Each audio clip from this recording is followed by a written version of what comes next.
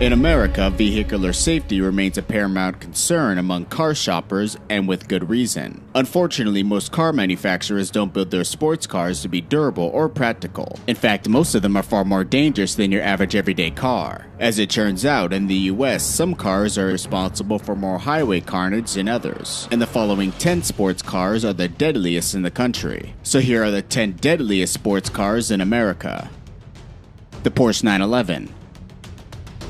After 51 legendary years in production, the Porsche 911 is considered to be one of the greatest sports cars in the world. But to paraphrase the old cliche, Porsche took a bad idea and refined it to brilliance. Not only is the 911's engine in the back of the car, it's so far behind the rear axle that even the slightest miscalculation can cause dangerous oversteer, sending you hurtling backwards into oncoming traffic. Porsche engineers first tried to solve the car's weight imbalance by putting iron weights in the front bumpers of early cars. By the early 70s, the 911's iconic whale-tail spoiler and front air dam did wonders to keep the car planted to the ground. Today, a fantastic all-wheel drive system and traction control have ironed out most of the modern 911's homicidal urges. But while the older cars are definitely good-looking, they're undeniably dangerous as well. The Ferrari 458 Italia. One of the longest running stereotypes in the automotive world is that Italian supercars always catch on fire. While that may be an exaggeration that has dogged the builders of dream cars for decades, the Ferrari 458 Italia did actually have a penchant for spontaneously catching on fire, more than just about any other car in the world at the time. In 2012, Ferrari recalled over 12,000 cars because an adhesive used to hold the car's inner fenders in place turned out to be highly flammable and was placed way too close to the exhaust. The fix was simple.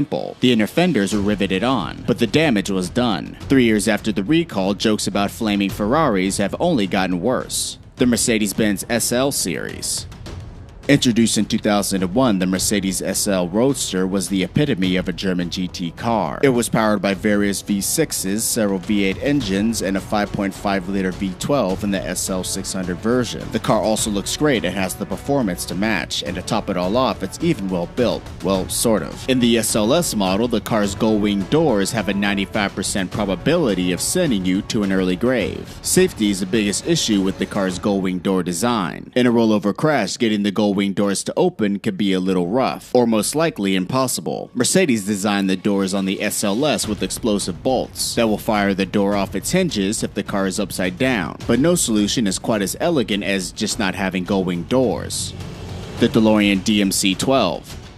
I'm pretty sure you're wondering, why is this car on this list? It's old as hell and definitely isn't that relevant, besides the fact that it was the Back to the Future car. The DeLorean DMC-12 may have earned its place as one of the most iconic sports cars of the 1980s, but the car was also very unreliable, often breaking down before 10,000 miles, and it was also extremely unsafe. When John DeLorean left General Motors in the early 1970s to build a safety sports car, we hoped that the DeLorean wasn't what he had in mind. Stainless steel body panels mounted to a fiberglass frame didn't do the car any favors in crash tests. After a 50-mile-per-hour impact, the car looked like a crushed can. The car's famous gull-wing doors didn't help either. In addition, having the doors hinged at the roof and opening vertically posed for a very dangerous situation in the case that passengers needed to escape after a crash. Due to the terribly built structure of the car, production only lasted 2 years. The Audi TT. The Audi TT had a lot of problems when it was first released. For starters, TTs were plagued by snap oversteer problems. After entering a high-speed corner and letting off the throttle, the car would slide out of control. This problem was so bad that Audi recalled the model for suspension readjustment and a new rear spoiler for more downforce. But that wasn't the end of the TT's issues. The V6 had timing chain problems that could destroy the motor, and the dual-clutch transmission's computer was prone to failure. The Land Rover Discovery Sport.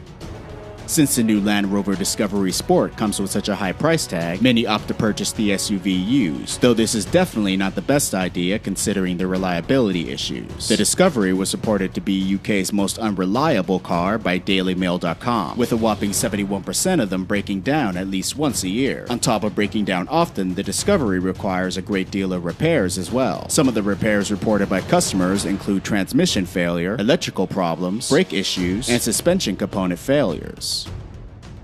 The Nissan 370Z. While the Nissan 350Z had a good reputation, its successor, the 370Z, was notoriously troublesome. Equipped with a 3.7-liter V6 with more than 300 horsepower transmitted to the rear wheels, the 370Z seemed like a great performer. Instead, it had numerous fatal flaws. The early 2009 and 2010 models suffered from a faulty steering lock column that left countless drivers stranded. Luckily, Nissan recalled some of the faulty models, but there are plenty on the road that didn't get fixed. The Jaguar F-Type. Buying a used Jaguar F-Type can be a lot of fun to drive around the track. However, its low reliability and history of airbag failure make it a used car purchase that should be avoided at all costs. First, the F-Type's airbags have a habit of failing. In 2019, over 7,000 vehicles were recalled due to a faulty airbag occupant classification system. When the airbags were deployed during a crash, an incorrect classification in the car's airbag system resulted in passenger frontal airbag deployment malfunction, increasing the risk of an injury in a crash. Furthermore, like so many of Jaguar's previous vehicles, the new F-Type has a very low predicted reliability rating. As a result, buyers should definitely set aside extra money for future repairs, especially when buying used, because after the car's 60,000-mile warranty runs out, you'll most likely be stuck with an expensive bill. The Mazda RX-8. Debuted in 2003, the Mazda RX-8 is a sports car that re-established the famous rotary engine. That alone wasn't enough to excite enthusiasts worldwide, and a sleek design helped the hype. The RX-8 was famous for its distinctive rear suicide doors, and the engine had upwards up to 200 horsepower, despite its pint-sized displacement. But the main feature of the RX-8 is also its biggest issue. With the youngest models approaching 10 years of age, the 1.3-liter rotary engine has a nasty habit of failing. Its fatal flaw stems from abnormal rotor wear, causing an air-fuel mixture to leak between the combustion chambers, which lowers the compression and the lifespan of the engine. With inadequate maintenance, the RX-8 is a car that some drivers won't enjoy, because sooner or later there'll be issues like a blown engine and an expensive bill. The Alfa Romeo Giulia. Alfa Romeo has always received a ton of flack compared to other Italian car manufacturers, but all the negative feedback from the Giulia has been wholeheartedly earned. Shortly after surpassing 1,500 miles on many of these tiny cars, things begin to go haywire. Owners have shared stories of lightly cruising down the road when out of nowhere the motor deteriorates. The engine starts making odd noises, and in some cases it full-on stalls. As any renowned auto riders and TV personalities have stated in the past, Alfas are great cars until they hit 20,000 miles. They could be great daily drivers, only if they had the reliability that the mainstream European cars have. We wouldn't put our money on Alfa, but the Giulia is probably one of the worst of them all. The Porsche Boxster. The Boxster is one of the most hated in the Porsche family, particularly due to its mechanical faults. Porsche is becoming more and more notorious for creating vehicles that will never last for a premium price, but the Boxster takes the cake for being extremely unreliable. Several articles are devoted entirely to the cons of purchasing a Boxster that's guaranteed to experience some engine troubles down the road. Previous and current owners alike have also claimed that the Boxster eats through the brakes and tires, and inexperienced mechanics have a difficult time pinpointing what exactly is going wrong with these oddball coupes. In other words, if you're looking for something that's headache-free, then the Boxster isn't your friend. The Ford Focus RS. The Ford Focus is a very popular vehicle in North America. The car first hit the assembly line in 1998 and mainly targeted the European market. The third generation saw a shift in design. This exterior featured a more sporty look. Ford has always had an issue with reliability, and the Focus magnifies that weakness. A lot of owners have complained about the fact that they have to replace the clutch from time to time. There's also an issue of lag when shifting the gears, which can become cumbersome in the long run. The Ford Mustang.